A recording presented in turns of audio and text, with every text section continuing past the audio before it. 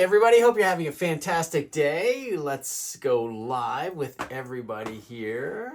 So we just have to bring over the gang from LinkedIn, and we'll make sure that everybody is on screen and live. There we go. Fantastic. Well, welcome.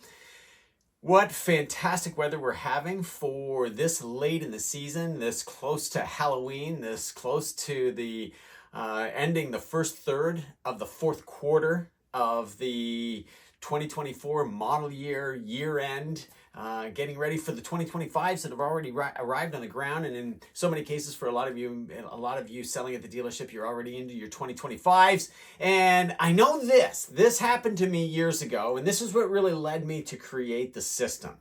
This system of 3 phases and 9 steps, which I'm going to get into very shortly. And this system will be the quintessential is a 25-cent word, what a 5-cent word will do. But this system will be the only thing that you're really going to need in order for you to hit your targets and your sales goals with predictable consistency, especially if any of you are struggling at this point in the year. This is not a good time of the year to be struggling, to be trying to figure out, well, where am I going to get my leads from? How am I going to sell more customers? What is November going to bring? And then, of course, if you've been on the floor for only 6 months or even less than that, you may be hearing from seasoned veterans that things are going to start to slow down. Seasonality kicks in. The nights get longer. The days are colder. It's not as desirable for people to come out and shop. And the reason for all of that isn't so much seasonality, isn't so much our cyclical calendar year. The reality is that at this point of the year, original equipment manufacturers, your manufacturer, your dealer, your group that you belong to, even your managers, throttle back all the way to stop on advertising. And that's the reason being is that, well, in Canada, we just finished Thanksgiving. We're coming up on American Thanksgiving in the United States. We'll be coming up on an election in the United States. We're coming up on Black Friday. We're coming up on the holiday season of all religions that happen in December. And so what happens is the advertisers, the agencies, the decision makers to buy advertising and marketing, well, not marketing, but just advertising, decide that no matter what we say, no matter what we do, no matter how magnificent our offer is, it just kind of falls on deaf ears. And the challenge for you is that maybe you've noticed this, as I noticed, when the advertising machine gets shut off, when the tap gets turned down and turned out, when the throttle gets pulled back, just as we slow and stop anything down, it stops. The phone stops ringing, the showroom doors stop swinging, the email bell stops chiming. And the reason I share this with you is that it can be a daunting time of the year for so many, especially if you feel like you're getting dressed every single day to go to work with a spring in your step and a smile on your face and kiss your spouse or your significant other one goodbye, and they wish you a magnificent day, and your kids are waving to you because you are the person in their life, that you are the icon, you're the Mr. Beast, you're the Hulk. If you remember the Hulk from back in the day, I was watching a YouTube video the other day with my kids who are well grown up, way into their 20s, and Fall Guy came on, a television show that I watched as a child, and it brought back terrific memories. Acting wasn't quite as great as what we would expect today. Filming was amazing because the stunts were all created for themselves. It was about a stunt man and the life that he lived, and he was a bounty hunter. And if you know the story, I'm boring you with it. But the bottom line is, when advertising turns off this time of the year, it can be daunting for us because your expenses still chug along. Your mortgage doesn't change from month to month. Your monthly payment on the automobiles doesn't change from month to month. If you have a monthly payment on a boat, an RV, or a cottage, that doesn't change from month to month. Not to mention, you have expectations for yourself of what you want to earn because of the things that you want to do. And if you haven't set your goals out for yourself for the entire year, then, well, this is the reason why it is so necessary to set those goals, to make sure that we're on track and doing all the things in the background. Because if you sit back and just wait for the consumer to come in, if you just wait for the showroom doors to start swinging and the phone to start ringing and the email bell to start chiming, you could be waiting a long, long time. And that's generally when I get the call. That's generally when you reach out to me and you say, hey, Bill, I need some help. Like, oh my gosh, there's nothing. There's nobody coming in. Who do I talk to? How do I get something started? It's the 24th of the month. It is like last Friday. And that individual says to me, Bill, I need to sell 15 cars between now and the end of the month, pardon me. And that is easily doable. It really is. However, it would be so much better if we had just planted those seeds so much long ago, wouldn't it? Wouldn't that make so much more sense rather than waiting to that crunch time and really putting ourselves under an enormous undue amount of stress and pressure where we can't sleep at night, we're staring at the ceiling, looking at the drywall screws that weren't pushed all the way in and smurfed over, and just recognizing that it's almost helpless. It's almost worthless. It is never helpless. It is never worthless. Call me. I'll put a link in the description below. Even though we are not colleagues and clients at this point in time, if you've been following me for a long period of time, you know my level of optimism and positivity and enthusiasm and energy. And it's because I have had a fantastic career, because I've made the mistakes that I'm trying to teach all of you not to do. So yes, I did have that month coming off of several 15-car months, all in consecutive in a row, where I just didn't think I could do any wrong. I started working my shift. I started going to the gym and exercising because one of the teachers and trainers told me, a healthy body, healthy mind, and help you close and speak faster and work well. And so I took out some of my prime time selling time when I wasn't expected to be at the dealership to go and exercise and do those activities which would give me a healthy mind, a strong body, and be able to breathe from my diaphragm and talk extensively at great lengths. And, well, lo and behold, as Spencer Johnson writes so eloquently in his little book, Who Moved the Cheese, where the mice are looking around and they're tabulating how much cheese is being consumed, and they start thinking to themselves, we need to go back out in the maze and go looking for more cheese because eventually this room full of cheese is going to be gone. Well, the humans did not. The humans continued to eat away at the cheese and lounge and lay back and enjoy life because there appeared to be an endless level and an endless supply of cheese. And the reality is there is not of anything. As we're well aware, with the initiatives of electrification and a number of manufacturers changing their philosophy on transitioning completely over to totally electric vehicles because governments realize that they can't actually mandate something as such when the infrastructure, the background, the technology, the supply for all of this can't even accomplish the level of demand that would be required in order to do so. And what happens when we don't make that plan and have at least a plan B, and I believe in a plan C and I believe in a plan D, and I have all of those.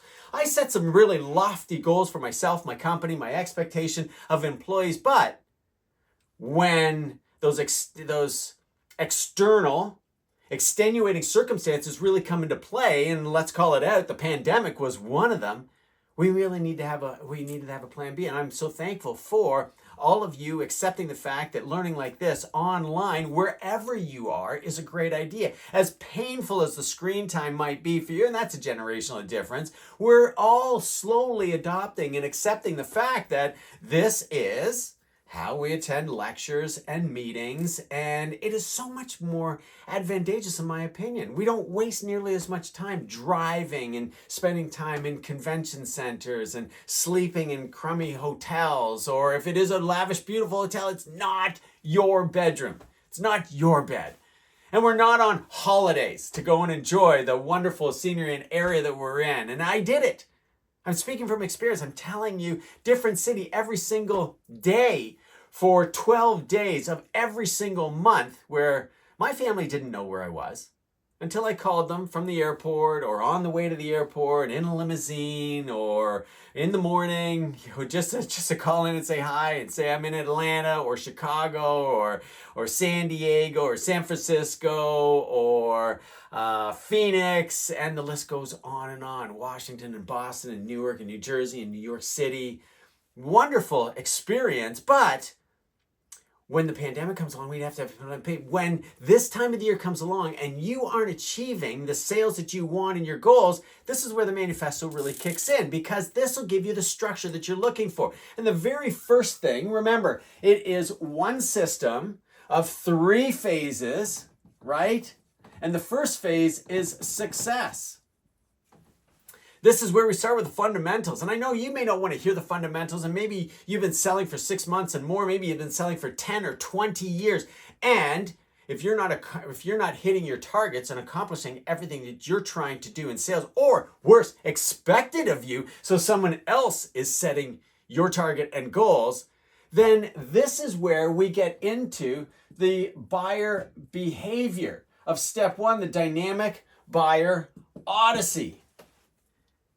This is so critical, and this is the reason why I put this step at the very beginning, because until you recognize that there are 4 types of behavior, and you've heard it before, you know there is the A-type behavior, and that's simply because A stands for assertive. And you could misconstrue assertive to be aggressive, and you can also label them as dominant. And you could say that they are pushy and demanding and commanding. And that is because they speak fast, they move very quickly, and they're looking for a lot of information at once. And you can tell by the clothing that they're wearing. You can tell by the vehicle that they're driving. You can tell by the color of the vehicle that they have. And if you can get so far in your interviews to find out where they live, you can tell by the neighborhood that they live in exactly what kind of behavior they're going to be. And in that particular case, they're always only interested in best price. And the reason for that is because they are so easy to sell. If you can entertain them for however long it is necessary to do so, to build the value bridge from what their trade in is not doing to what the new vehicle will do, you've got them. Hook, line, and sinker. Because recognize that it doesn't matter what behavior that we have. They have all transcended the step process. And they've done their research right here at step number 3. They know how much they cost. They know what colors are available. They know what features that can go in the vehicle. And it is our job to simply find them that perfect vehicle that they would like to own, because that's the easiest way to sell them in the quickest fashion possible. Now, from the aggressive, assertive type behavior, we know that no 2 customers are the same. And until you recognize that, fully embrace it, you will struggle miserably in sales. I'm speaking from experience. I'm not making this stuff up. I did. I watched my friend Bruce stand at the showroom doors on a Saturday and go, no, you can take them. You can take them. You can take them. He wasn't the sales manager. He was a salesperson like ourselves. Our up rotation was first person in, second person in, third person in. There was no guarantee. It didn't matter how many automobiles you sold. So we would arrive long before the doors were open, sometimes 6 o'clock in the morning in the springtime. Not unusual for me to arrive that early so I could be the very first one in. So I could get the very first prospect. And of course, that is obviously what put me on the leaderboard, taking me from 0 to hero in the shortest period of time possible. But here's the thing. Here's Bruce standing in the showroom, not arriving early. Now, he arrived earlier than some others did because he was in the middle of the list, and letting other people take prospects until he pounced on one. And then moments later, he's high-fiving them and congratulating them, having a great time, and he sold them an automobile. Because Bruce recognized we have one type of behavior, we have another type of behavior that is very talkative, that loves to tell us about every automobile that they've ever owned, that can chew up an enormous amount of our time, let alone their time, and talk themselves right out of the sale if it isn't actually you. As much as these behaviors are important for us to recognize how to sell to others, we exhibit these exact same qualities and quantities in ourselves as salespeople. Now, if you meet a talkative, well, you'll hit it off instantly. If you're an assertive, aggressive type of buyer, you'll hit it off immediately with that individual because you know how they want to buy because they're like you. People buy from people that they like because they are like them. It's the easiest way for us to hit that KLT badge of honor, right?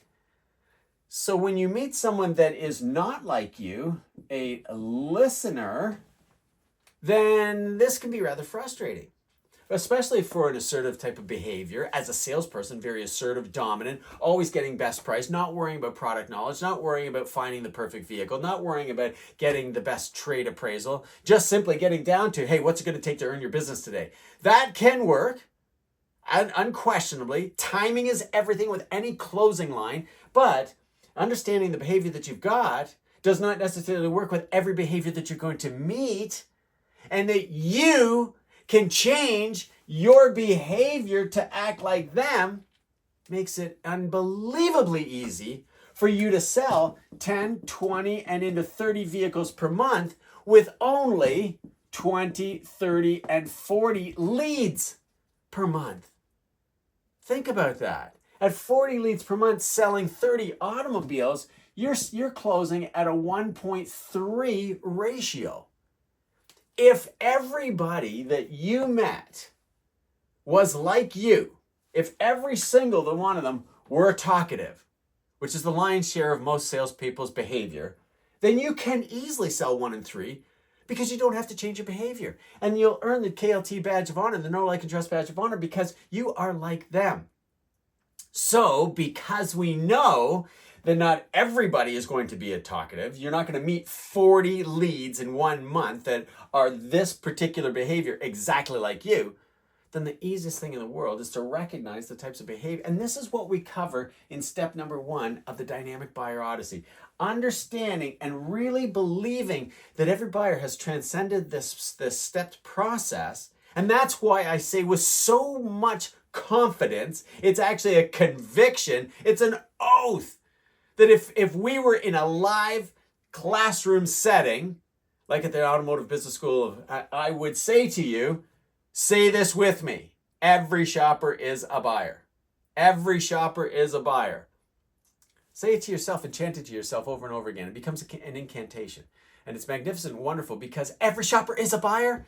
They've transcended this process. I'm not making it up. So when you meet the enthusiast type of buyer, an enthusiast sums it up extremely well. This is the individual that arrives with a clipboard. This is the individual that's asking detailed questions like, what is the turning radius circumference in meters of this sport utility automobile? Because I live in the city and I need something that can turn around in its own length in order for me to be able to get it into my parking spot at the end of the day that I don't have a driveway and I need to park on the roadway. Those are the individuals that frustrate us. But when we find out what it is and the reason why they need to know the turning radius circumference, and we have that information, ideally, up here in your knowledge vault, this is how you earn the Know, Like, and Trust badge of honor. They know you know your stuff. Then you'll easily be able to sell them. That's why I start off with the Dynamic Buyer Odyssey right at the beginning of the program, because everything else that you do from here, when we get into the 8 activities, play part and parcel right into their hand. Exactly what they're looking for. So your welcome alone, welcoming to the dealership, what did you come in and see and drive today, will speak volumes in terms of an open-end question, because it'll get them talking, at which point you can find out if they are fast or slow speaking. And of course, on the graph, these are the fast people, these are the slower speaking people. You've just profiled in 2 seconds 50% of the population that you're going to meet. And again, the whole purpose of this is to generate that Know, Like, and Trust badge of honor. From the welcome, you can transition that down to the interview, where we find out about them. We share with them the new vehicle offering that they're obviously looking for, and that includes pre-owned vehicles. It's new to them. We talk about the trade, and then we tell them how much we're advertising it for. Now, you may say, well, Bill, we're not advertising every single vehicle we've got. Okay, no problem at all. If it is a grocery getter sport utility, then it's probably going to be in the $280 range bi-weekly. It's at least going to be in the $150 to $280 range. Now, the trim level that they could be looking at could be the higher end, but you can pretty much, if you've been on the floor 6 months or more, you can, in very short order, figure out what an Escape sells for bi-weekly, what a Cherokee sells for bi-weekly, what a RAV4, a CRV, an MX3, the list goes on. You know your brand very well. It doesn't take you very long. Maybe off the top of your head, if I were to corner you and ask you specifically how much is the monthly payment on this particular blue one of a 302A package F-150, you don't necessarily know what features are on it, and you can't narrow it down to dollars and cents, but you can get darn close. I'm sure you can.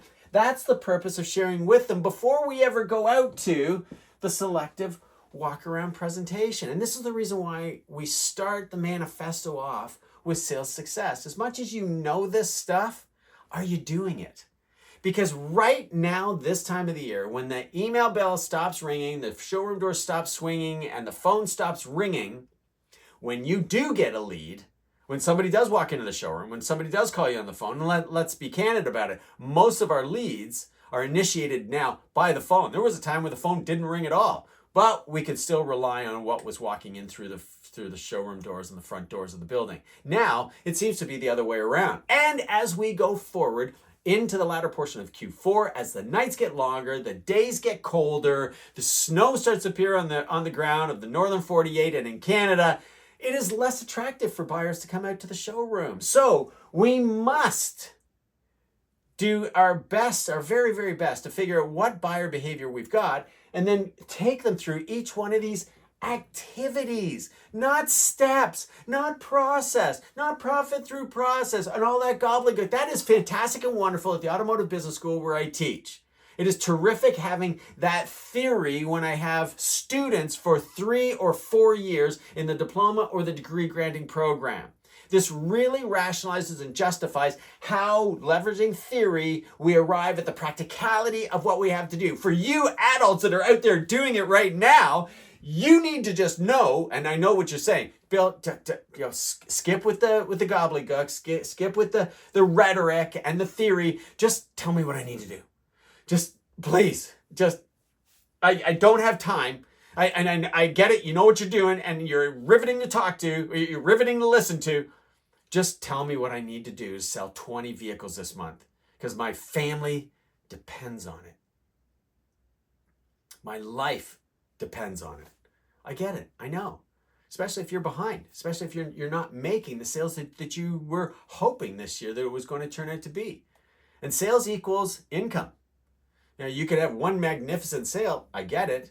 The reality is, for all of us in the automobile business, we're going to have several magnificent sales, and we're going to take some lost leaders along with that. And so at the end of the day, when you get that lead and you don't take them through the activities of a walk around, demonstration drive, trade, appraisal, then when you go to close them, finalize the sale. In fact, I'm completely wrong at labeling that as closed. You should be closing them all the way along. This is the purchase consultation, which includes negotiation and includes closing. Closing will actually finalize it. We will close this file. We will introduce them to the business office where they will take the credit application and sell any ancillary products that could benefit the consumer and their product, and they will coordinate the time for delivery, and everything will be magnificent and wonderful. That is truly the close. However, the trial close leading to that close happens here. What did you come in and see and drive today? This is the reason why I start with the activities up here at Sales Success. Allow me an opportunity to show you the perfect vehicle that you would like to go with based on the information that you've told me here at the interview. And then we'll take that world-class automobile out on the roadway so you can experience how a world-class vehicle drives right now. Remember, the average age of an automobile on the roadway is 16 years of age. So there's a lot of people driving around in an older automobile. I get it. For most of you working in a new car franchise, are going to be looking at 5, 6, 7-year-old trade-ins. But in that period of 6 and 7 years, we have, first of all, at the vehicle that they're currently at, we made leaps and bound technology changes from the 7 previous years to where they are. So now let me put it in perspective for you. At 2024, we're talking about a 2014 automobile. From a 2014 automobile to today, I don't think anybody can disagree with me and debate with me that we have made even more leaps and bounds in technology. When I was at Ford coaching the dealer sales managers in 2017 and 18, we were talking about the autonomous vehicle really becoming a thing. We talked about Blue Cruise really becoming technology. General Motors had Smart Cruise. Tesla had already put it in their vehicle and had it out on the roadway. Now it's almost commonplace as we see more manufacturers taking it on. And of course, all the other things that come along with it, like automatic parking. We saw Ford with parallel parking way back at the days of the Focus. Now, at General Motors with Cadillac, the vehicle will parallel park and pull into a parking spot in the tiniest spot of condominium living underground that so many people find that great big automobile difficult to handle and drive. Wonderful feature for truck drivers, especially, and I don't mean semi-truck drivers, I mean spouses that have to drive like I did to my spouse and say, hey, look, we need a pickup truck and we need a car. I'm going to drive the car and commute to dealers. You're going to drive the pickup truck. It was a big 1-ton truck with a diesel engine because we had an RV that we hauled the dirt bikes around inside, and it required that kind of a payload. Well, to have automatic parking was invaluable for her, especially when she went into the metropolitan centers to visit friends and her parents.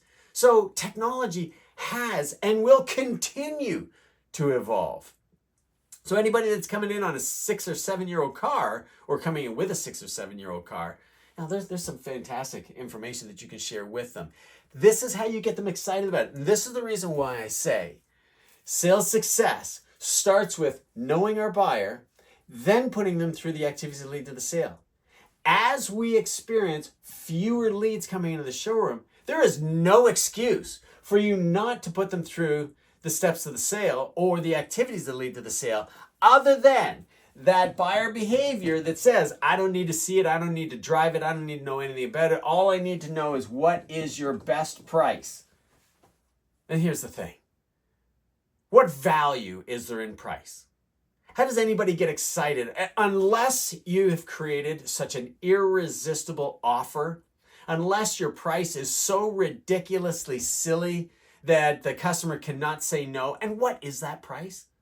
When General Motors was introducing the Cobalt and the, the Cruise, when General Motors was introducing the Cruise and the Cobalt was still on the grounds in huge supply, not just a little bit of supply, they knocked 50% off the selling price in order to move all the product that was currently on the lot. And what do you think the customer said? When the customer came in, the first thing that they said to you as a sales consultant, well, that's what the manufacturer is doing. What can you do for me? They wanted more off of that. Look, you can debate with me at Land's End on this. You can put a comment below. We can go through it if you want. At the end of the day, if you haven't built the value bridge from the trade right here to the new car that they want to go to, if you haven't done this effectively, you will not sell them at any price that you serve up. They may come back and buy as a be back, and that could take hours, days, weeks, months. For some of you, years, right? All of a sudden they come back out of the woodwork, 18 months, 2 years later, and they go, do you remember me? I was driving this, came in to have a look at, and you're scratching the memory side of your brain as hard as you possibly can to figure it out. And maybe you say, to make it easier on them, you go, yeah, I do. Say, well, you gave me a number and we're ready to buy 2 years ago. Do you want to honor that number now? There's no way in a million years you're going to be able to. Plus, you may have been desperate for the deal, given them your red hot lowest possible price. It could have been below cost, and now they're coming back? Maybe it's happened to you. I have certainly heard of it happening to you. It didn't happen to me, but it has happened to others. So these are the activities that we cover extensively in the manifesto, which makes your life so much more effective and efficient, getting to that 1 in 1.3 closing ratio. Let's stop accepting the fact that a 1 in 5 closing ratio, meaning you got to talk to 5, you have to do 5 activity presentations. So you've got to do 5 interviews, 5 walkarounds on however many vehicles that they want to look at. Maybe a customer wants to look at 3 or 4. You got to do 3 or 4 demonstration drives for that one customer, which is part of your 5. You've got to do a trade appraisal and maybe have a look at it a second time, get the manager to look at it, and then put them together to get 1. You got to do it with 5 to get 1. Can you see why you're exhausted? Can you see why you're tired? Can you see why you get ticked off that customers can't just make the decision? Can you see why you get a little bit bitter? And maybe you start thinking to yourself, there's got to be a better life out there. There's got to be something else I can do, because this is the time of the year we experience the highest level of quitters. This is the time of the year where people just at their end of their rope. I think they start thinking about what Christmas is going to look like. And if it's this bad right now in October leading into November, then oh my gosh, what's November going to be like? You know, we do our Black Friday sale, but quite frankly, who is really sitting at home anxiously waiting for our announcement of what we're going to price vehicles on for Black Friday? It's really probably not a whole lot different than the private sale or the boss was away sale or the red tag or the checker flag sale days or employee pricing, right? It's not like what it was. It's not like the lineups that we've seen and read and heard of that exist at some of the retail big box stores when they first enacted some of their Black Friday sales. And quite frankly, a lot of those retailers will admit it's just not having the impact that it used to, because we're conditioned as buyers, or because we're so conditioned, our expectations are unreasonable as buyers. This is the reason why when you get a lead, especially this time of the year, if you don't act like them, they're not going to fall in love with you. If you don't take them to the activities of the sale, you're not going to be able to redeem yourself. And here's the thing.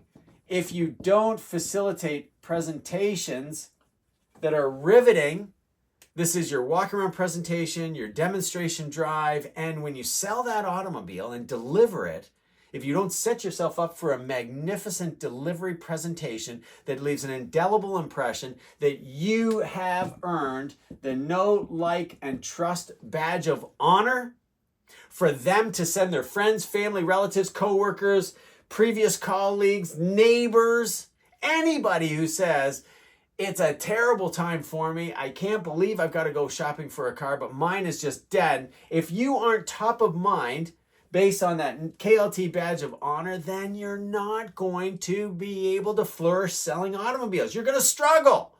You're going to struggle miserably.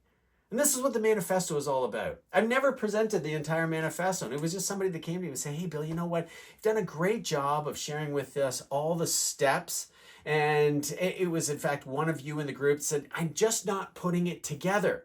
You know, one week we talk about negotiation, another week we talk about closing, another week we talk about prospect harvesting, another week we talk about planning and the blueprint, another week we talk about leveraging apps and technology with Canva and artificial intelligence with ChatGPT and Gemini, and how to create YouTube videos and why the thumbnail is so important, and leveraging Canva to create the thumbnail, even a newsletter that I want to come up with. But I'm not putting it all together.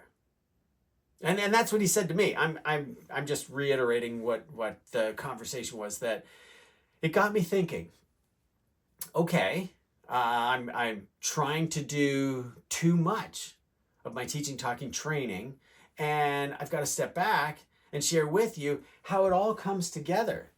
What the one system of 3 phases and 9 steps really looks like. So your presentations is part of sales success. If you don't understand the buyer that you've got, such as the assertive buyer which you're not going to be able to do a 60-point feature benefit presentation with ever. They're not going to tolerate the time. That's not what they're looking for. In fact, you'll piss them off. They won't come back again. They'll love the fact that you told them all of that, but they'll go on to somebody else who will give them best price, speed up the whole process, tell them they can pick it up today. That's what they're after. They're living on caffeine and nicotine. They have no time for anything. They work 17 to 20 hours a day. I know. I don't know when they sleep either. Okay, so I've got friends that are like this. And it's exhausting to talk to them. It's even more exhausting to be in their presence with them. A dinner conversation feels like a week holiday climbing Mount Everest with them. You know what I'm talking about? You just can't keep up. It's physically exhausting on your ears to listen to them talk, and they're all over the map, and you keep saying, what? And put that together, and what are we talking about now? How did that happen? Who did you talk to? And it's frustrating. That individual is not going to allow you to do a 60-point feature benefit presentation. But the behavior that is right below them expects a 60-point feature benefit presentation. If you don't do the 60-point feature benefit presentation like we would see at an auto show standing on stage, like I did so many times with Mercedes-Benz, then you're not going to get them. And this is my point, that with the 3 phases, and this is what I haven't shared with you, that in order for you to be uber successful, crush your records, sell 10, 20, and 30 vehicles per month, including the months of November, December, January, and February. Wouldn't that be amazing? Imagine that. Imagine your flywheel spinning so effectively that you can sell 30 vehicles per month in December and January. No break, full throttle, going right into the holidays, selling and delivering, selling and delivering, selling and delivering, selling and delivering. My gosh, when you go to take holidays in February and you rewrite your goal list to sell only 20 because you're going to lose 7 days of the month by going to Cuba to recharge your batteries, by going to the Dominican to recharge your batteries, or the BVIs to charter a catamaran, sailboat, or power trawler. Wow, wouldn't that be awesome? Take your family down there just to go to Disneyland. Wouldn't that be wonderful? 7 days, sell only 20 cars. You're going to have to rewrite your goal schedule and then get back to 30 for March and April and May. That's what I'm talking about. When you have a system like this, it is possible because the system, like the sun, has the planets that revolve around it all the time, right? Like we have this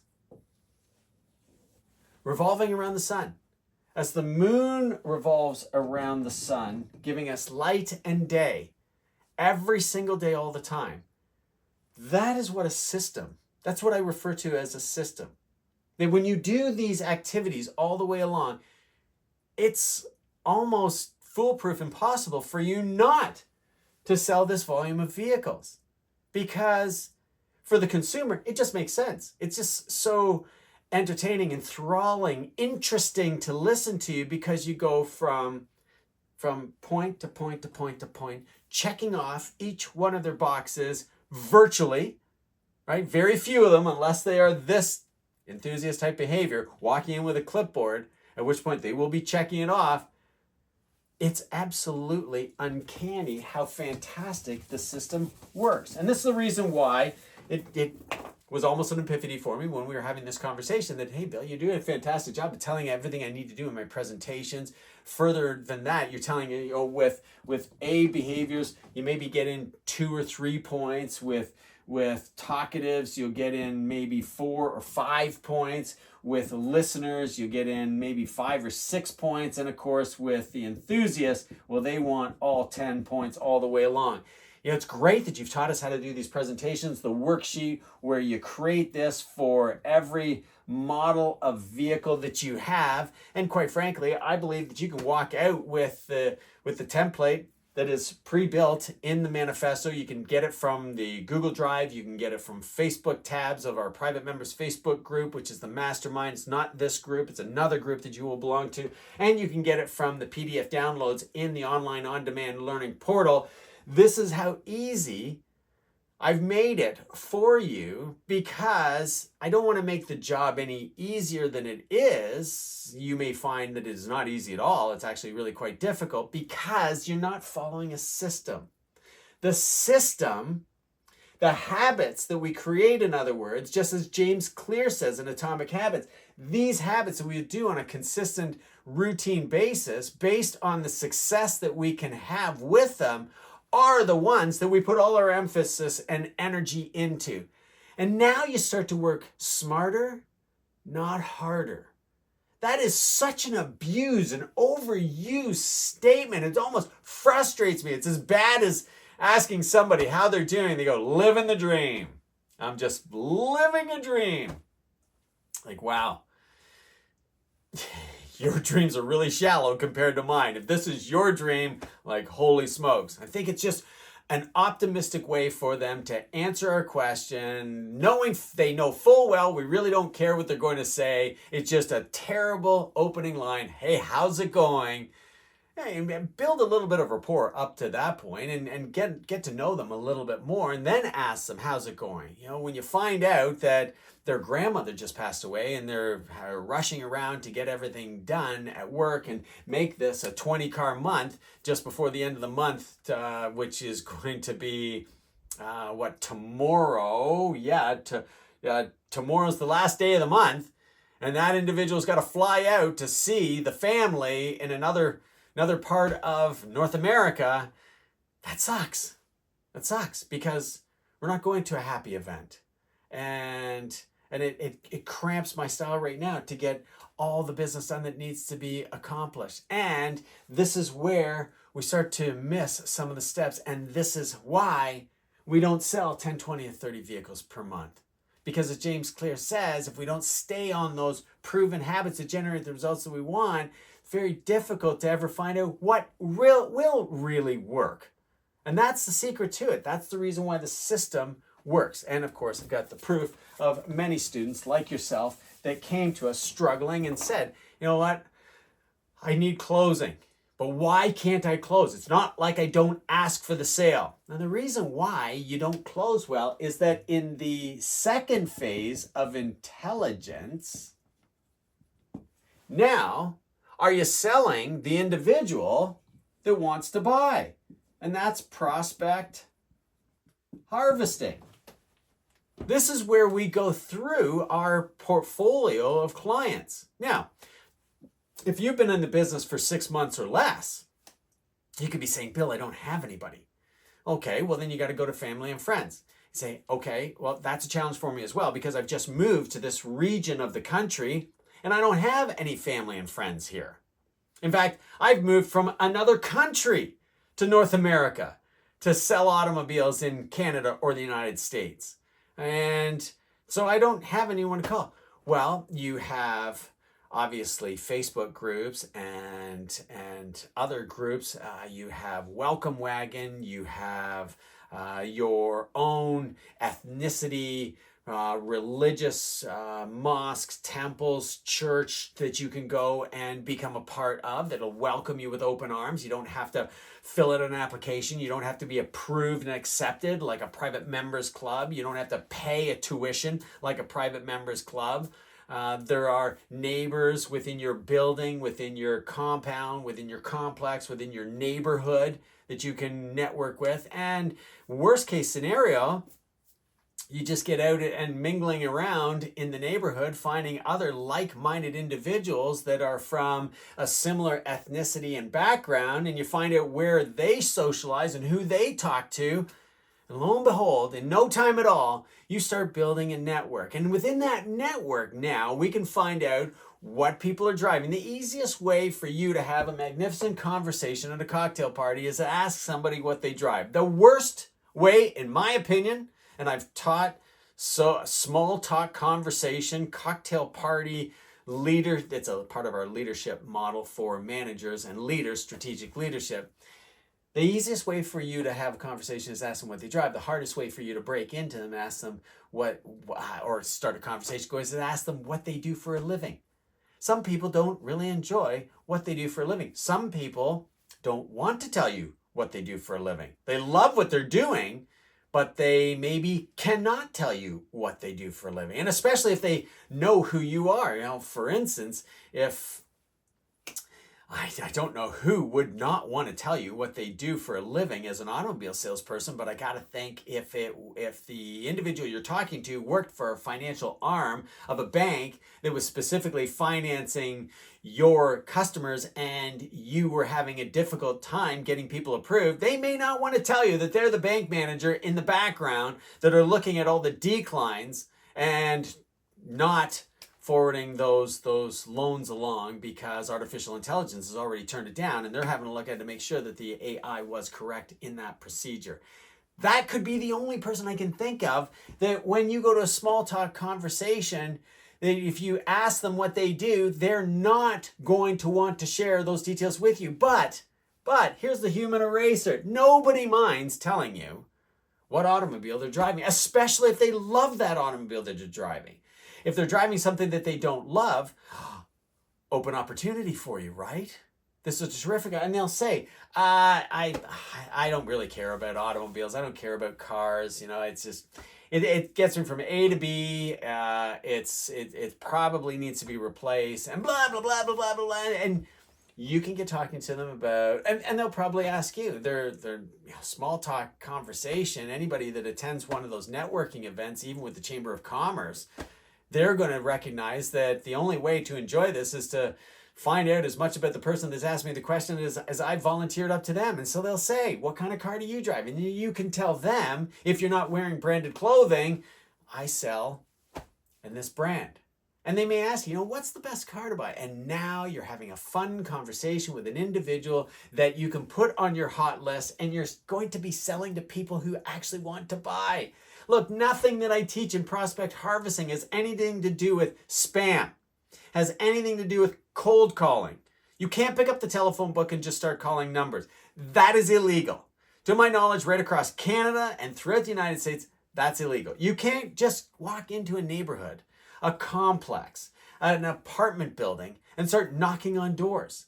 That has been made illegal as well. And quite frankly, thank goodness, I would never suggest that you do that. I wouldn't even suggest that you do the sandwich board and the dancing pizza guy at the side of the road. As much as that attracts attention, and it gets me all the time on my commute to the office or from the office, largely going home from the office, and I see the Little Caesars guy at the side of the road, and I think to myself, you know what?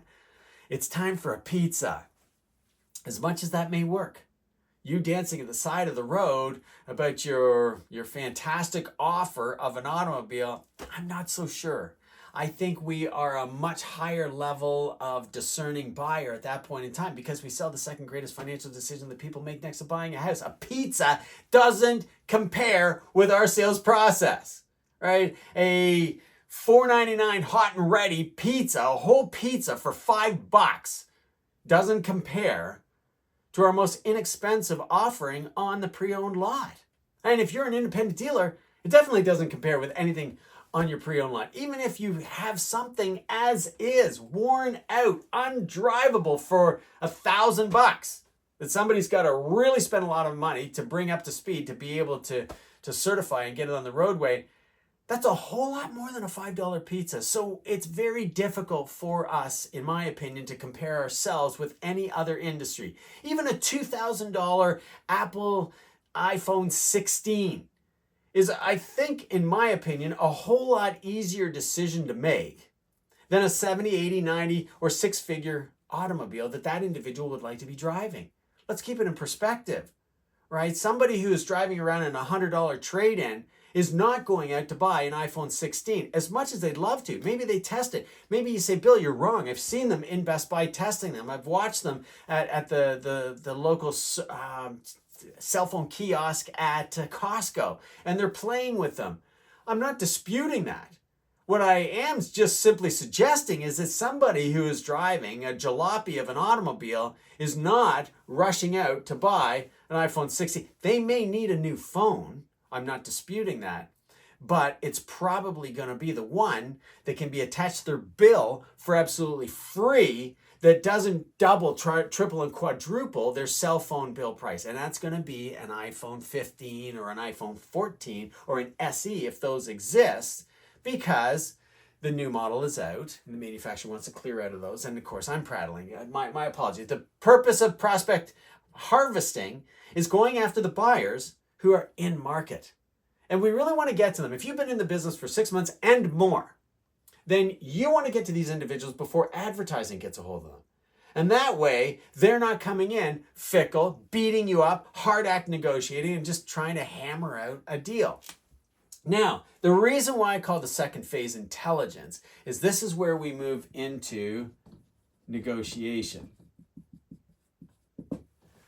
And negotiation is a battle. For lack of a better term, we're going to slug it out. We're going to hammer it out. You really need to ask yourself, why do people and companies need to negotiate? And the reason why we need to negotiate is because someone else has or controls something that we want. Plain and simple, straight up, right down the center. That's what negotiation is all about. When you look at when Hollywood dramatizes a negotiation scenario, so go back, way back in the archives of Netflix, or maybe you can find it on Prime, and you may have to look for it, for that matter, on YouTube, and you find the movie The Negotiator. Or you go way digging deep down in the archives and you find the movie with Russell Crowe, Meg Ryan, Proof of Life. Now, these movies are very old and examples that I used eons ago when I was facilitating workshops on mastering negotiation throughout Canada and the US, a different city every single day. We had wonderful traction with that particular program because in North America, at least, where we all are, I'm in Canada, and for those of you that are in the US, we are not good negotiators. And that is because we start negotiating so late in life. And so therefore, we see negotiation as a battle where other countries of the world, other ethnicities of the world see negotiation as just part of the buying process. It's just an activity in the buying process. It has nothing to do with friends. It has nothing to do with feelings. It has nothing to do with the product. It's just what they do, because for those particular ethnicities around the world, they may have grown up in a basket on their parents' back, going to the market every single day to get staples of life, let alone furnishings for their house and their home. And they saw a heated battle of negotiation ensue with an individual that they recognize. That could be their uncle. That could be their neighbor. That could, I guess, be their mother, even their father. And so they watched their grandfather or grandmother negotiate with their father or mother on whatever it is that they're going to purchase. And this is the reason why we are not good at negotiation in North America. 83% of us think that prices are fixed. 83% of us don't want to negotiate. That is the reason why customers come in, even assertive aggressives come in and say, what's your best price? Because they don't even want to negotiate. Isn't that ironic? The very individual that is assertive, dominant, and domineering doesn't actually want to negotiate. They just want to know, what is the bottom line? Your very lowest price. Let's cut through the gobbledygook. Just, can you give me that number? Why do we have to play this charade and game? Isn't that fascinating?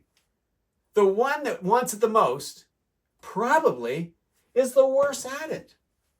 The individual that listens twice as much as they talk, the listener, is probably the very best, because silence is a tactic, a pressure tactic, a serious pressure tactic in negotiation. This is the reason why we put negotiation in intelligence. And then finally, we have closing aberration. And now an aberration is a change or a difference. And when I selected aberration to accompany the statement of closing, rewriting the entire manifesto and making it the quintessential system that everybody is going to be able to use right through the inventory shortage to this day, now that we've built inventories and business starts to get back to normal, as much as it has slightly changed. some manufacturers, and maybe you work for them, are still working on a very limited access level. And I believe that that is going to be the business model going forward. That is the plan, to maintain a better supply and demand curve where the two intersect. During the inventory shortage, that intersection was way, way, way down, where supply was non-existent and demand was extremely high. And that is not good for consumers. And we heard them complain about it. And then, of course, the way it was pre-pandemic, pre-inventory shortage. I'm thinking of all of our business up to 2019, fall of 2019, when COVID-19 was discovered and the pandemic protocol started to go into place. And then, of course, government mandated in 2020 that at that point, up to 2019, we had too much supply, and therefore demand was nowhere close to supply. And this is what facilitated huge discounts and artificially low prices. And this is part of the challenge that we're experiencing now. And that's the reason why I call it the closing aberration, because we've got these people that don't know how to negotiate coming in to negotiate on an automobile that they need, but because the price is double, tripled, and quadrupled, they can't necessarily afford it. And it is our job now to build that value bridge from what the old one is not doing to what the new one will do when prices are 2, 3, and even possibly 4 times higher than where they were before. Hey, make no mistake, we created the problem. The customer is not to blame for this. We created it. We wanted to sell this level of automobiles. We wanted to achieve product leadership. When I was at Mercedes-Benz, in 1 month, I created a product shortage because the president at the time came directly to me and said, Bill, we've got over 400-day supply on this particular line. Drop everything you're doing in training. I need you to bring the sales teams in of all of our dealers. That was corporate stores as well as the privately owned stores. And we need training on this particular product. We need to liquidate it. They're not ordering product from the next wave of manufacturing, and we're going to be in trouble as the manufacturer and distributor in the country. And so I did. Couple it up with, and I can't take all the credit for it. Certainly advertising helped, and marketing and incentive with the sales department, putting a slightly subvented rate on it, just turned it around completely. Did the very same thing with Isuzu for General Motors. In 1 month, cleaned the entire inventory out of one particular model line. Those guys at GM were so happy, they said, we've got a new problem. We've come out of the pot and we've jumped right into the fire because dealers would not order product. Now they are screaming at us, we need to get new product, and you can't wait 90 days to send me some stuff. You got to send me some stuff now. I've got nothing on the ground. Sometimes the things that make us great create our demise. And this is what the closing aberration is all about, why I put it in the intelligence phase and how you can get it. I will put a link below. Please book a call with me. Happy to share in great detail, show you a demo of how the whole entire system works, because when you just start going through the on-demand online learning platform that you can get for as little as $9.97, this is pennies per day, you can get just the online on-demand system. You can couple that up with the live classrooms and the whole enchilada. The top of the line ultimate plan is personal coaching with me. You can book as many personal coaching sessions as you wish. You get a link to my calendar. You just click on the day, the time, and you're booked for that session. And they're only 30-minute sessions. It's not going to take the entire day. It doesn't take a whole morning. It doesn't take an afternoon. It doesn't take weeks to do. You can book as many as you like. You can buy whichever portion of this that you want. There's no excuse why you can't make 2024 a record-breaking year for you. If you want to sell more, you want to earn more, you need to learn more. It's as simple as that. If you want to make money like a professional MD does, you need to go to law. You need to go to medical school. If you want to make money like a lawyer does, you need to go to law school. If you want to make money like an engineer does, you need to go to engineering school. This is exactly the same thing. Difference being, I get it. You've graduated university, you've graduated college, you've graduated high school. You just want to get out there and start working and making money. And that's not how the world is built. If you want to earn more, if you want to buy more, if your level of success is more things and bigger houses and traveling, you're going to need more money for that. In the automobile business, you're going to need more leads in order for you to be able to close that more. Even if you're selling 1-to-1 and you want to make $100K per month, like my friend Glenn does, then you can figure out, based on your average commission, how many leads you're going to need in order to be able to sell each one of those leads. You're not going to be able to get one lead and make $100K, even if you're selling Lamborghinis, in my opinion. I don't think that is going to be possible, but you could get 30 leads and you could make $100K. That would be pretty spectacular. That's an amazing income. I'm not suggesting for a second that I've got that in the system, but the system will teach you how to sell the 1-to-1. You work in that entity, in that organization that allows you the opportunity to make a 7-figure income selling automobiles, like my friend Glenn, like my friend Joe, who's been with me for 25 years at Mercedes-Benz. He's the AMG guy. He learned from me years and years and years ago. Now he could teach me more than I think I could teach him. He's making a 7-figure income. This is doable. This is possible. And it made so much sense when that one individual said, okay, Bill, I love what you're teaching. I love what you're telling us. It's amazing. The content that you give out here on the platform in Facebook, I watch it over and over again, but I'm not getting it. Like when do I do the prospect harvesting? The closing, how does that work with the different buyer behaviors? There's a system. Mercury is the first planet after the sun.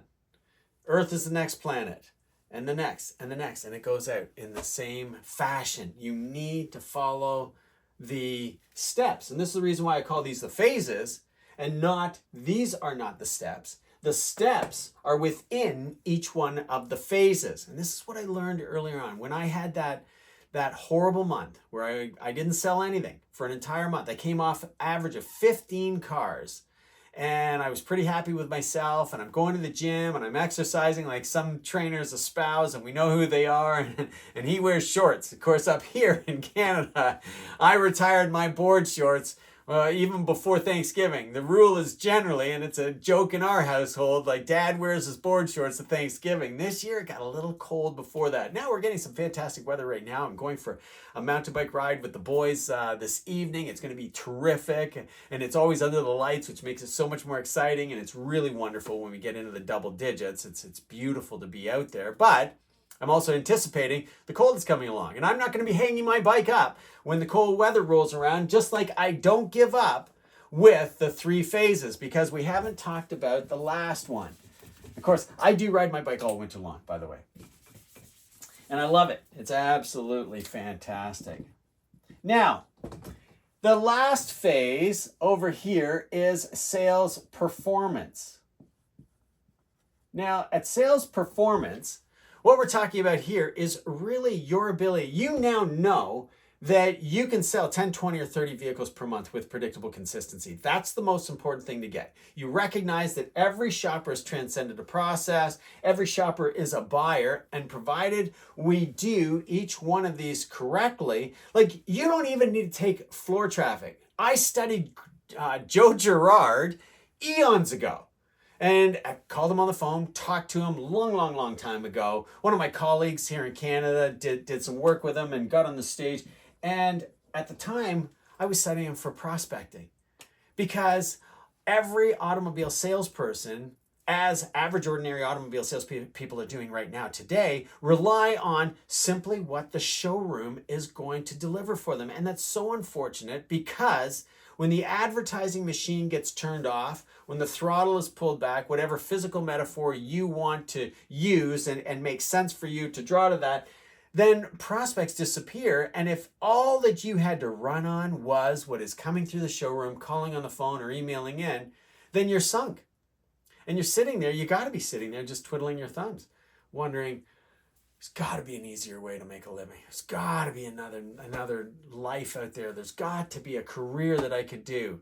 Well, if you get all the way down the pipe to that point, then I would encourage you to step out. You're holding someone up from an opportunity that wants to get into the automobile business and will do what it takes to earn a six-figure income. You don't get a six-figure income unless you buy a lottery ticket, okay? In order to get a six-figure income, you earn it. You either earn it by going to school and becoming one of those professionals, or you become a professional in our industry, School of Hard Knocks, and you earn your way up. The beauty of earning your way up is nobody can take it away from you. Nobody can disqualify you. You earned it. You get to keep it. And quite frankly, I don't even know why you would leave it. And the proof in the pudding is, look at your high performer in your store. Now, they're not going anywhere. They're not bitch belly aching and whining about the business being down and it's not good and we can't get enough product and interest rates aren't any good and Trump or Harris is going to get in and oh my gosh, what's going to happen to us then? They're just simply focused on helping people do what they want to do every single day. The ones that come in that inquire about an automobile, they help them buy that automobile. And just like Spencer Johnson said, they see themselves seeing the customer get what they want. It's absolutely simple and ingenious. What makes it so ingenious is that it appears to be so simple. It makes it profound. And that's why we look at the high performers of any job, career, industry. We look at them and go, life is so easy for them. They don't have to tolerate what I go through. They don't have to do it my way. They don't have to scratch, carve, claw, climb out of the hole that I'm in, because either the high performer was already there and now they're doing the things that get them out, or they never let themselves get in there to begin with. And they did everything that the buyer wanted them to do to earn that KLT badge of honor. So in sales performance, you need to understand, you need to decide what you want to accomplish. So the very first thing is we start off with the dynamics performance indicator or calculator.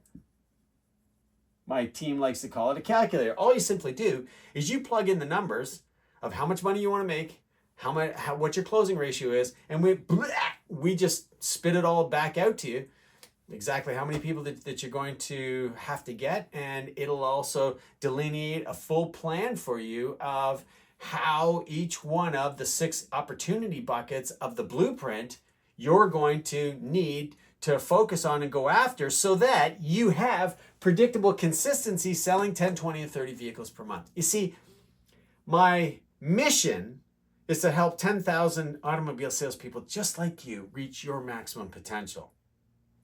How I'm going to accomplish that is by helping every single one of you break through at least 10 with predictable consistency. And 10 gets to a point where it's actually boring for you. It's like, okay, I could never imagine selling less than 10. Where 20 becomes such an easy objective that it's not even a goal. You see, there's a difference between an objective and a goal. An objective is you get to keep your job. A goal is dreamy. When you start to see 15, 18, 15, 18, 15, 18 every single month, your flywheel starts spinning at the 18 mark. And without doing a whole lot more work and effort, you have a 22 and a 25 car month.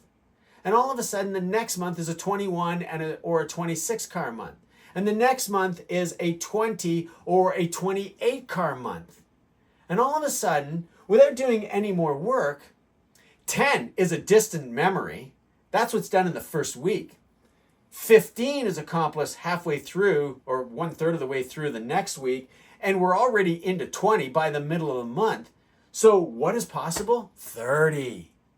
And 30 is so reasonable and rational because when we come out of the calculator and fully delineate your blueprint, which are the 6 buckets of opportunity, now it tells you exactly what you need to do on a daily basis. There's no question when you wake up in the morning what you have to do today. If you're struggling to sell double digits, I know exactly what you're going through. I did it as well. Now you wake up around 12 in the morning. You wake up again around 2:30 or 3 o'clock because you may have to pee. You wake up again at 4. You wake up again at 4:30. You wake up again at 5. You're like, oh my gosh, just let me sleep. Get this over with. And while your eyes are closed, you're thinking about everything else that you could be doing, and it's just painful. And it's not enjoyable. And so by the time you wake up, you're actually exhausted. And so by the time that you get to work, you're actually tired. And so your attitude isn't where it should be. It's not an attitude of gratitude and helping people do what they want to do. And they feel it, they see it, they know it. And consequently, the flywheel actually spins in reverse. Have you ever thought of it in this capacity? You know, we always talk about a flywheel of momentum, and it gets going, and so it goes from 10 to 15 to 20 to 30 to 40 to, like my friend Glenn and Joe, up into 7-figure income. Not just one time, several consecutive years in a row that we planned for this through the calculator. Their numbers, they're not my numbers. It's your numbers, okay? The calculator uses your numbers. The blueprint plans out every single month, plans out every single week of that month, and then tracks every single day of what that month is going to be for you. You don't arrive at the 28th Monday of this month and say to yourself, oh my God, I need to sell 15 cars by Thursday. That never happens again. You shouldn't be doing that to start with. That's way too much pressure on yourself. Your commission breath will stink so brutally, customers won't even get close to you. Now they'll see it when you're walking out to them. You'll look exhausted, you'll look tired, you'll look desperate, you'll smell desperate, you'll do desperate deals. And look, you can't eat stickers, okay? Stickers on the board, that's what I'm talking about. It's fantastic putting stickers on the board. Bank doesn't take that on deposit, and you can't eat it. So those stickers on the board have to have decent gross profits in them. And this is the reason why intelligence covers off prospects that want to buy, pre-qualified and predetermined to doing business with you. Negotiation skills and tactics that you don't feel like you've been outsmarted anymore, and you win every deal on your terms every single time. And then, of course, the closing apparition makes closing so easy that negotiation is a distant memory. People just want to do it. They know this is the best price. They may ask you, is that the best that you can do? I do with my friends. I'll ask them. And it's well within the realm of possibility. They've done an excellent job. The guys that I buy cars, boats, and snowmobiles from. And I'll say, is that the best that you can do?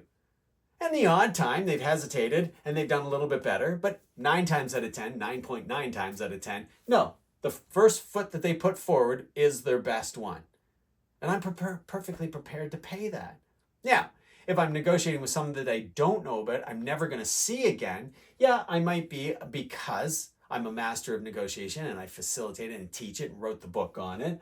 I may leverage some negotiation tactics in order to save a little bit more, but more for the purpose of training myself to make sure that my skills, my saw is sharp, and what I teach you actually works. Not so much that I need to save any more money off it, because I start off within my budget. Maybe I'm a very rational buyer. I don't know. But the bottom line is, when we get to the blueprint, we will share with you the 6 opportunity buckets, such that on Monday of this week, you know exactly how many vehicles you're going to sell by the end of the month, and there is no unnecessary pressure on you. It's a dreamland. And this is the reason why I call the performance state the dream job. This is your dream job. This is how we really make it fantastic and terrific, because at the end of the whole thing, after now you're getting to these magnificent levels and your flywheel is spinning, now we have to leverage apps and technology so that you can get more done in 4 hours than most do in a day, week, month, and some average ordinary automobile salespeople in a year. Look, apps and technology, and as soon as you go through it, if you sign up for the manifesto and want to be a part of it, you'll go right through it and pick up apps and technology and go, oh my gosh, Bill, why didn't you start with that in the very beginning? I want to know this Canva thing. It's amazing. It's so easy to work. The templates are all there. I don't have to dream up anything. I've got less respect for all of you on YouTube because I see these amazing thumbnails that have already been created. All I need to do is put my picture in and put a title on. Yes, it is that easy.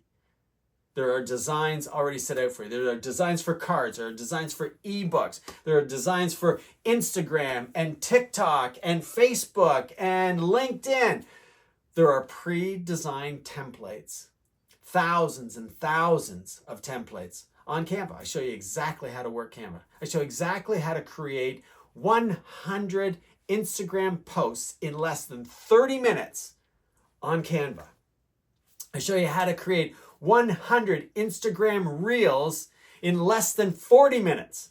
Reels, videos, nothing does better than video in Canva right there. I show you how to get the titles and the content for those Reels, for those posts from ChatGPT. What are the command prompts? How to give the bot instruction that makes sense so that they can come up with, as you have requested, 25 suggestions. It happens in seconds, nanoseconds. You don't even have to pay for ChatGPT. I would encourage you to pay for ChatGPT, especially if you're using it more than once a week. I would definitely encourage you to. I don't make anything off of that. I would encourage you to use Gemini and sign up for their paid top of the line program so you get the most current information at the time, because you'll see what an incredible tool it actually is. You will unquestionably see the benefit so quickly. The value bridge is perfect from where you are now, where you're going to become a creator and dream this stuff up, to where you're going to be leveraging apps and technology. I'll share with you how to do video well, really well. And this is where social media will sell automobiles for you. For all of you that are walking around saying that social media does not sell cars, you're absolutely right. Couldn't agree with you more. The way average ordinary automobile salespeople are doing social media right now is never ever going to sell. It's going to get worse, because Facebook and TikTok and Instagram, right or wrong, LinkedIn included, right or wrong, is how we get our news now. This is our news feed, including YouTube. The challenge is, in Canada, we're not getting the news distributed as efficiently and as freely as we used to get, because of some laws that our government enacted in order for Facebook and Google to repurpose our news. They have to pay for it, and your American companies have chosen not to, and I'm not taking a stand on it either way, but I don't disagree with them. News is behind us. Like, why not give it away and just let it be republished? If you're not getting it at 6, noon, or 11 o'clock at night, the next day, it's pretty much useless. It's already happened.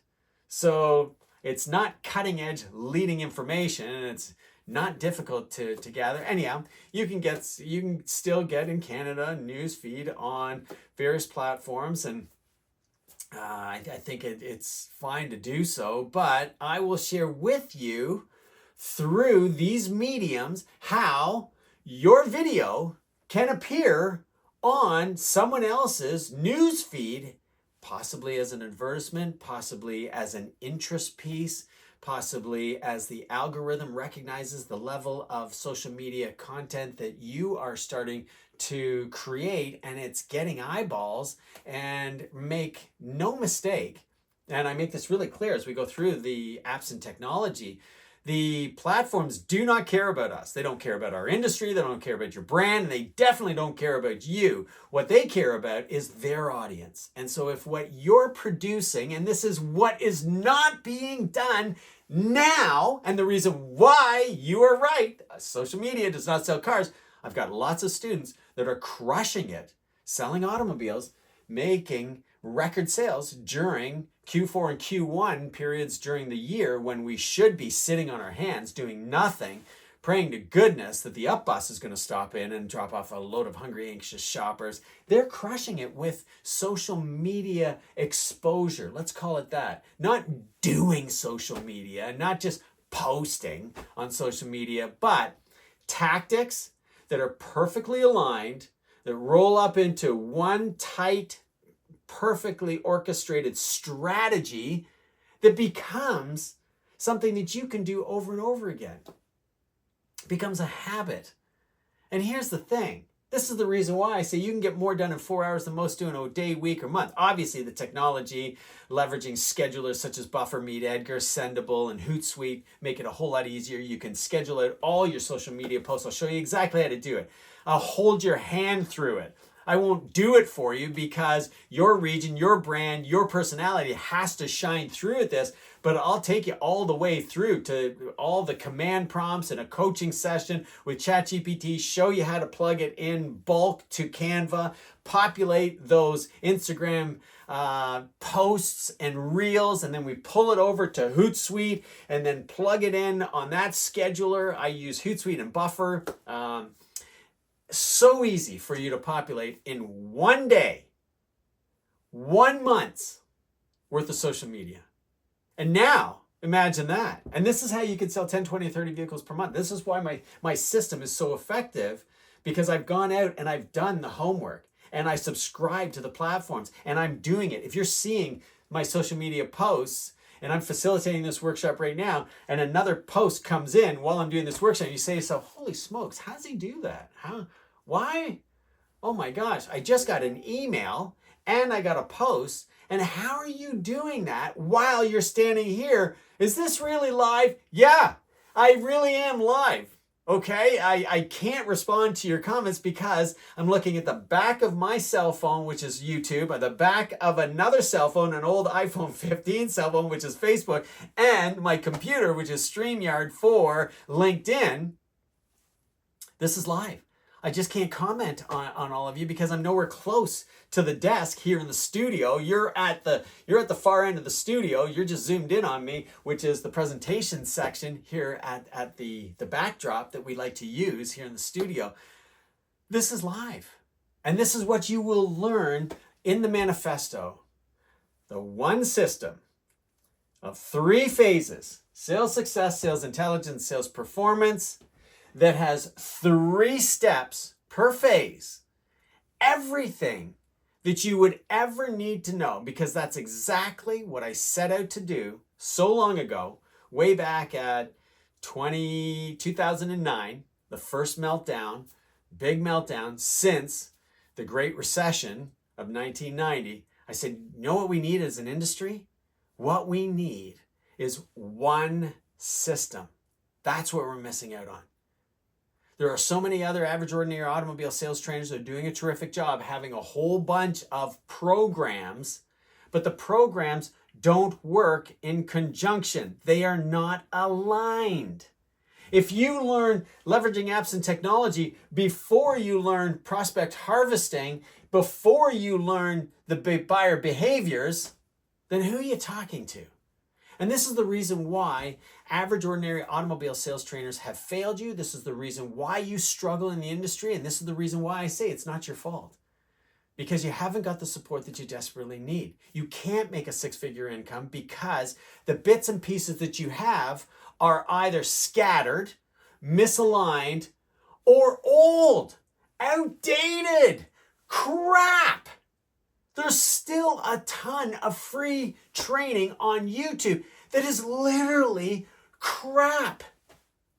And I need to say that, I need to tell you, because I would be doing a disservice to you, to myself, to the industry, to the fraternity and the sorority of automobile sales. If I didn't call it out and say, those guys that are focusing on closing and negotiation, those gals that are just focusing on closing and negotiation, are doing you a disservice. Because how you close a dominant, a talkative, a listener, or an enthusiast is different. How you negotiate with each one of the behaviors is different. If you haven't done the product presentation to the behavior that they are, if you skip it altogether entirely, you haven't done one of the activities that are so necessary to do so. And here's the thing, and I'll bring this full circle now. I prefaced the live session, and I'm sorry it's gone so long. I'm just having a ball with it. And I really want you to get the whole feeling in the manifesto. So when I say there's a link in the description below, click on the link, book a call with me, whether you're on YouTube, Facebook, in the Auto Sales Academy, or the Auto Dealership Academy here in LinkedIn. Join one of the groups. Tell all your friends. High tide raises all ships. Don't hesitate to suggest to them to join their free groups to join. This is what the system is all about. And you will hopefully book a call with me, and I can walk you through each one of the levels that is affordable, flexible, in your budget, so that you can sell 10, 20, and 30 vehicles per month. That's your goal, not mine. You just tell me what the goal is. I'll tell you how we get there because I've done it. And the proof in the pudding, Glenn and Joe making 7-figure income. Let me bring it down to street level. Chandler, which maybe you've seen his podcast before, and Kelly's podcast is coming up in a moment. Both high performers, struggling miserably. Chandler was a great story. A retiree from the military, and he's not old. He's starting a young family. He did his term, and that was it. He was ready to move on to civilian life, and got a job selling cars because he said, I can talk to people. I'm good at it. I have the gift of the gab. And all they did is they gave him a spot to sit, a telephone to answer, and said, the manager said, I'm over in the corner if you need any help. And that was it. You talk about being unsupported. You talk about being fearful that this will work or not. You talk about not being able to make the kind of money that is required to raise a family as the primary income earner. You talk about not having any structure. Imagine the structure that he came from in the military. It was a no-brainer for him to reach out to us. And we took him from 8 cars a month as his very best month to he averages over 20 vehicles a month selling Toyotas in Virginia. Like, it's just an absolute wonderful rags to riches story. And he's a super guy. And I think any one of us would want to buy an automobile from him.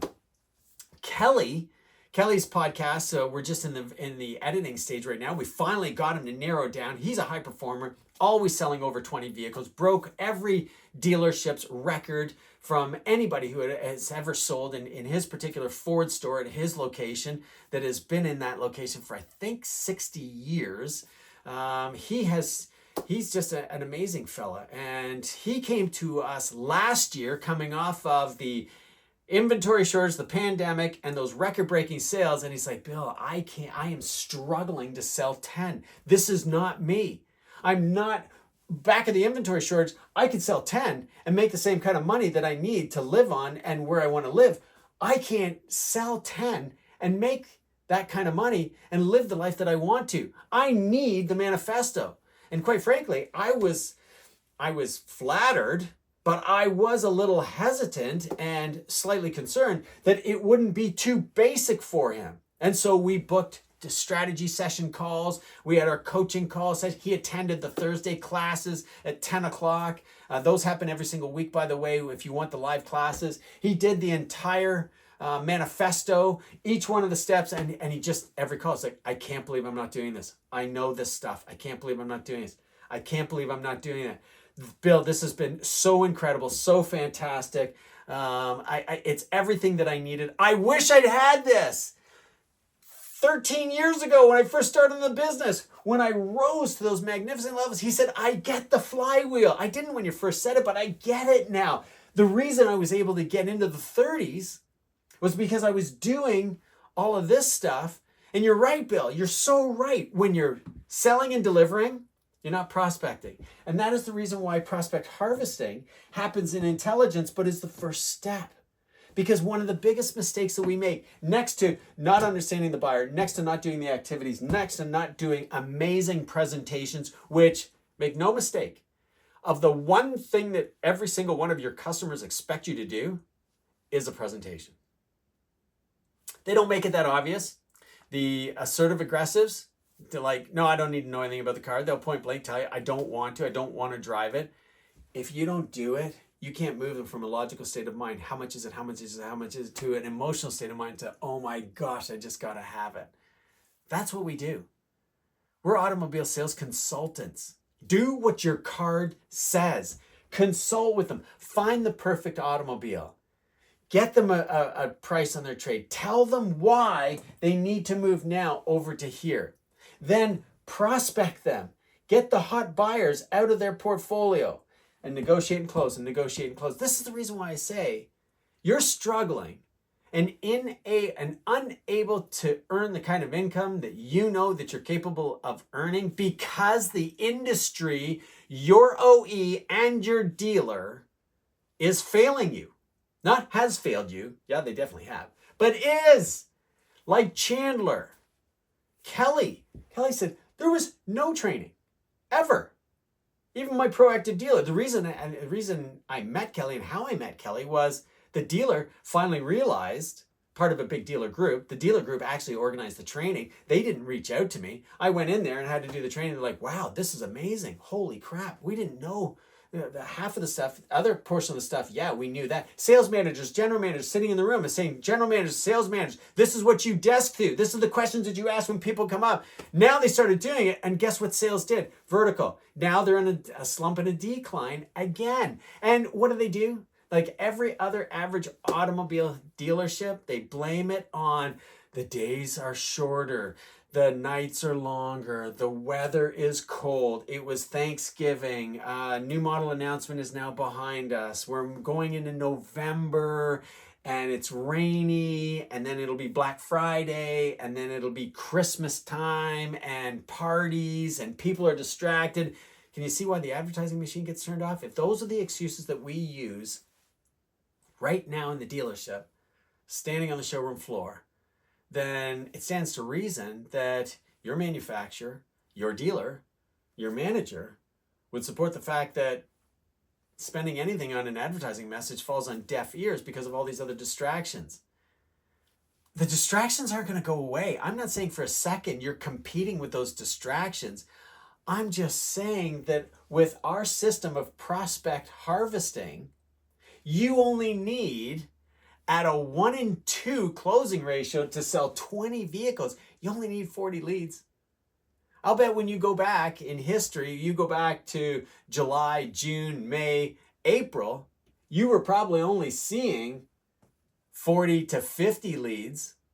2 people per day, if you could average 2 people per day, 26 days in the month that you can work, that's working every single one of your days off. That's 52 leads. Okay, so with our prospect harvesting strategy of getting buyers who are predetermined and pre-qualified to buying, you only need 40 leads to sell 20, because the closing aberration and our negotiation tactics will increase your closing ratio from 1 in 10 to 1 in 5 to 1 in 4 to 1 in 3 to 1 in 2. That's working smarter, not harder. That's what average ordinary automobile trainers don't teach. That's the reason why you struggle. They haven't given you the tactics and the strategy. This is the reason why I built this system, this one system, 3 phases, and these 9 steps, because it didn't exist. The pieces were there. I had made the same mistakes as you're making. I was teaching the bits and pieces as programs, and this is the reason why. Do not, and I know this is a little pot calling the kettle black. This is fox in the hen house. Do not go to sales training programs. 2 reasons. Number 1, the most obvious one in the entire bunch, I recognized very early on in my career, and as you can imagine, I'm a lifelong learner. I just absolutely love it. Love studying Jeb Blount. Love studying Russell Brunson and ClickFunnels. Love studying Anthony Robbins. I'm reading his book Money, that was written after the 2008-2009 meltdown. Love reading anything by, oh my gosh, it's in my library. I'm squinting to try and see it. Wolf of Wall Street. I can't believe Straight Line Selling. Can't believe I forgot his name. It'll come back to me. Love reading anything that does not have anything to do with automobile sales training, because we couldn't help ourselves copying and taking good ideas from other guys' programs. So I do not read Cardone. I do not read Verde. I do not read Marino's stuff, but we all probably study the same library of NLP and the real psychology and the psychosis that goes into selling. At least I do. I'm enamored with it, especially studying communication styles and techniques and how we make decisions, why we buy. Gail Cherry is another fantastic author out of the US that was, sadly enough, really challenged on the fact that she had infringed on some disc training, and she had to prove herself and spend a lot of money to clear her name on that. It has a terrific system called the bank system. And it's really neat knowing all of this stuff, because they don't specifically do training in our industry, but you get to capitalize on my study of that sort of thing in the system.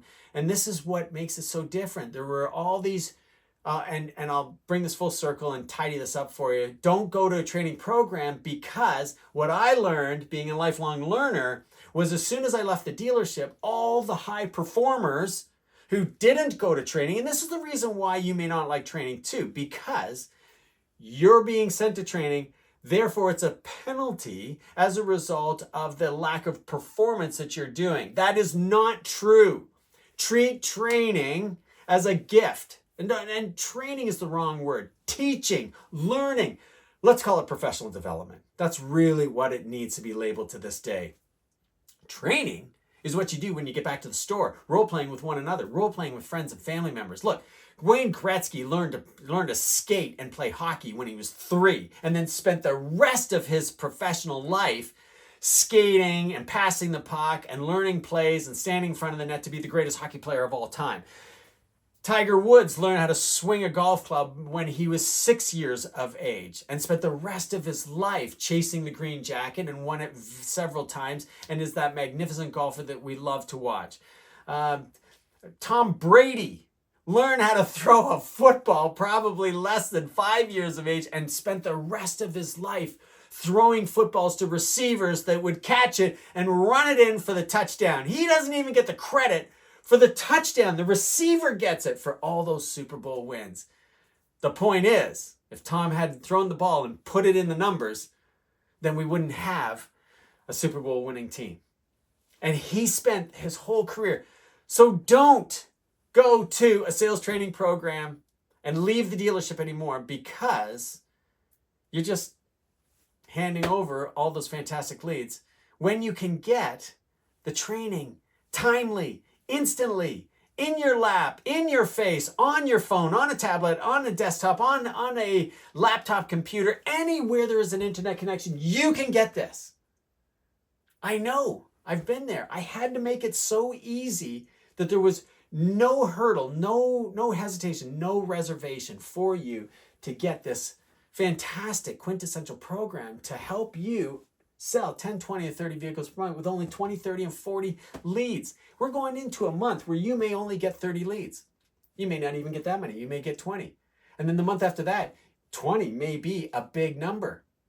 In order for you to sell 20 cars, you only need 20 leads. That would be an incredible closing ratio. I'd love to hear your story about that. We will do a podcast, unquestioned. I want to do a podcast with you anyhow. Don't worry about that. But you have to be a part of the manifesto. You have to have gone through the indoctrination of the mastermind. You need to speak up. You need to contribute. We're not getting enough of you contributing, both in the LinkedIn group, the YouTube comments, and the private members Facebook group. I can't believe that. I can't believe everybody's doing so well that they're not asking me and each other questions on how to do something better. Make more money, get more clients, close more deals, prospect more buyers as opposed to dealing with tire kickers.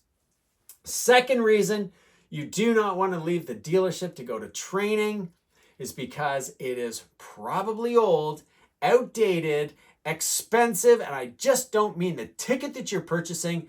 I mean the time that it takes you to go and learn. If you don't have, and I'm using this as a physical metaphor, it's the eraser for the board. If you don't have a recorder, an MP4 recorder sitting on the desk, and you haven't sought permission of the facilitator to be able to record that session, if you don't have a photographic memory, if you don't make copious notes in order for you to be able to remind yourself of all of this stuff afterwards, then what's the point? Whether you go for half a day, a whole day, 3 days, or 5 days, stop. Follow my stop-start methodology. Here's a golden nugget for you. If you get one thing out of this whole session, take my methodology. Okay, that's a big, huge golden nugget out of the manifesto. Stop doing what doesn't work and start doing what produces results. Get the manifesto. Gift it to yourself. We've got flexible payment terms. We've got easy options to make sure this is my life. This is how I make my living. I'll be completely candid with you about that. My mission is much greater than my living, in my opinion. And the mission is to help you achieve your maximum potential in the shortest period of time possible. I don't want to do it over 5 years. I don't want to drag you through medical school or law school of 6 to 10 years. We need to get this done in 30 days. We need to make November a record month for you. And it is easily doable. I'll show you what to get, how to get artificial intelligence, AI, ChatGPT, Gemini, the command prompts in order for you to create a 27 email sequence. Kelly, you'll discover when you watch the podcast, took that to 62 email sequence. He took my never give up mentality. You remember the frog that's being swallowed by the crane? The crane's got his hands around the frog's throat because now the crane can't swallow the frog. Never give up on any lead that comes in. This is how you get your flywheel spinning. This is how you sell 10, 20, and 30 vehicles per month with only 20 and 30 leads per month. You go back into the archives. If you've been in the dealership 6 months or more, you've got a ton of opportunities. Even when people you've called have said, I'm sorry, we've already purchased another automobile. Does that mean they don't have a second one in the driveway? Does that mean they don't have a son or a daughter? Does that mean they don't have a neighbor? Does that mean they don't work with anybody? What are they, a hermit living in a lighthouse out on the Great Lakes or out on the ocean? I doubt it. What would a hermit living in a lighthouse out on the ocean need an automobile for? It's not going to happen. Right? They know somebody. It's the old Fabergé commercial. They know two people who know two people who know two people. My name is Bill Harvey with the Auto Sales Academy on Facebook, the Auto Dealership Academy on YouTube, and on LinkedIn. Thank you so much for joining me today. Have a wonderful day, super week, strong close to the end of the month, and I look forward to speaking to you next week. Same great day, same great time. And as always, I am never too busy for your referrals. Kindly push this over to somebody else. Tell them to join the group. It's free. Holy smokes. Where can you go to get information like this from a guy who's been top salesman, manager, dealer principal, manager, sales training manager for Mercedes-Benz, for Chrysler, for Ford, and has been at this, doing this for 2.5 decades. More than 2.5 decades. I've distilled all the crap, kept the best stuff, and the best stuff is easy to figure out. It's not the most interesting and entertaining for you. The best stuff creates the results that you want to have. Have a fantastic day, super weekend. Talk to you again real soon. Bye-bye for now.